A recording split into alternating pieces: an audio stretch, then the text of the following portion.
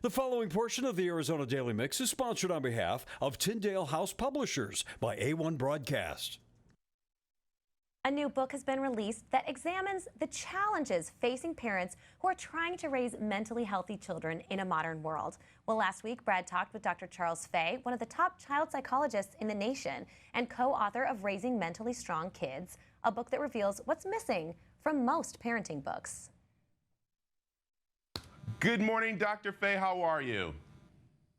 I'm doing great. Thank you so much for having me. Well, it's good that we do have you here because this book is so crucial to what is going on with our teens and families and stuff. So tell me a little bit why this book right now really is important. Well, Dr. Daniel Amen and we started looking at the research, and we're seeing a CDC study 57% of teenage girls reporting being persistently sad, and about 24% of them actually admitting that they made plans for suicide.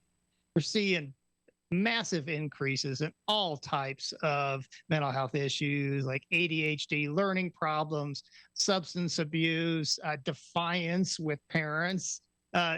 The time is now to get to work on this and free your family from these challenges. Yeah, I like how you blended, of course, brain science with one thing that's very effective, and that is parenting, love, and logic. So what's that all about? Well, love and logic is all about how do we raise respectful, responsible, kind, resilient kids. And one of the key things that we teach parents is helicopter parenting is a horrible idea.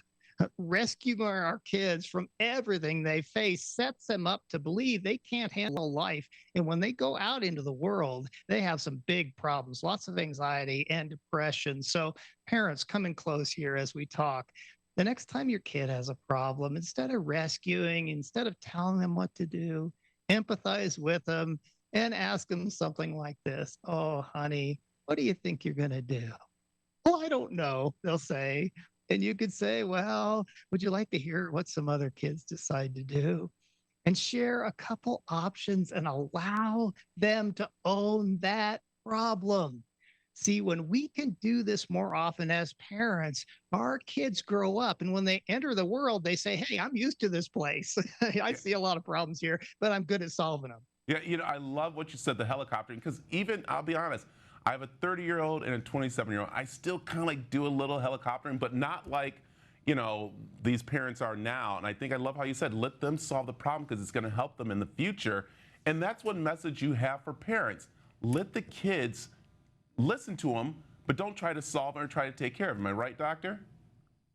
That's right. We want to be very loving about it. We want to be very kind, but we also recognize that trials build maturity. And I don't think any of us as parents like that, but we know it's true. And so we have to do some things that we don't like so our kids grow up to be happy and resilient. Yeah, it's kind of funny that we as parents feel the pain more than the kids because we don't want to see our kids suffering. And so we try to fix everything. So what type of little exercises do you have for parents to kind of like get over this hump of being that type of course, helicopter or lawnmower parent? Well, one of the fun exercises is to sit down and ask yourself, what are the mistakes that I hope my kids make today? It's like, write them down. I hope my kid forgets his math book. I hope my kid doesn't get a good grade on this test. I hope my kid has a problem with the coach and has to sit on the bench for a while. Oh, that sounds so crazy. But when we think about it in advance and we remember this truth, and let's come in close here, the price tag of mistakes goes up.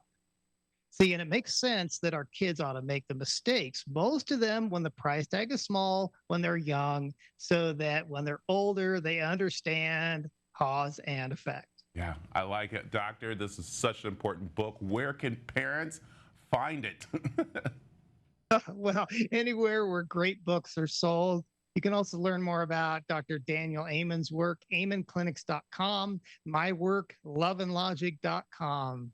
Get started today on this. You can do it. Yeah, I love it. Doctor, thanks very much for joining us this morning. Thank you. The preceding portion of the Arizona Daily Mix was sponsored on behalf of Tyndale House Publishers by A1 Broadcast.